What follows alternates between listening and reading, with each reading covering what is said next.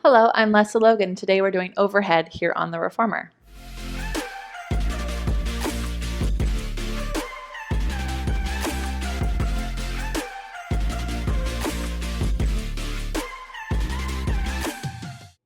I love overhead, and I know that it seems like such a big exercise to do at the beginning of a reformer practice if you're doing the order, but it's such a good back stretch and it's such a good back strengthener that it's very valuable towards getting you ready for the rowing. If you are new to doing things overhead, this is not what you do first. You'll definitely want to learn some things on the mat where it's a little more stable than here. So just keep that in mind.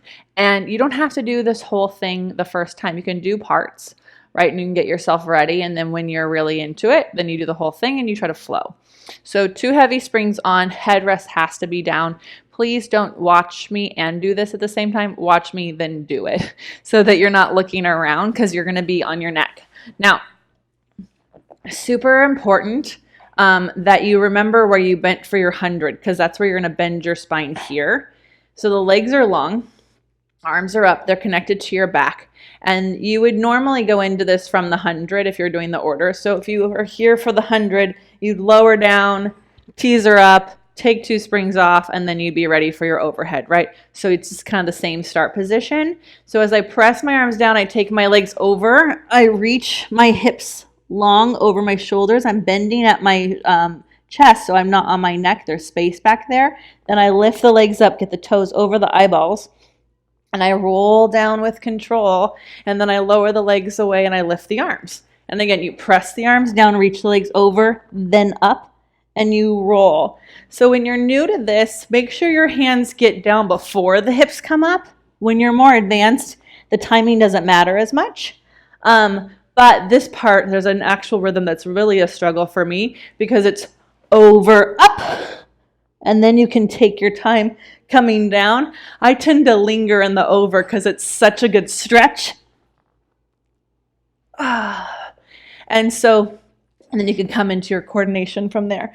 So something you want to just keep in mind is that you're getting your toes over your eyes. Some days are easier than others. I can really tell in overhead where my practice is going to need more of my attention because if my upper back is really tight, I won't get over as much. If my lower back is really tight, I won't get my legs up as much. If I'm having trouble connecting to my seat, I won't control it down as much, right? And so then as I do my practice, I can focus on those areas in my body and really see if I open them up by the end of my practice. So it's a really good, fun way to see where you are in your practice at the beginning and then try to explore that. So that way when you get to things like control balance off the reformer or corkscrew, which happens a little bit more later in your reformer practice, you can go, oh wow, I'm way more open, or oh wow, I still haven't opened that area up. It's really kind of fun way to check on your body and give you something to think about when you do your reformer practice. If you have questions or comments, I'd love to read them. You can put them below. Make sure to subscribe to my channel so you never miss a video from me, and I will hopefully see you in my reformer classes online at onlinepilatesclasses.com.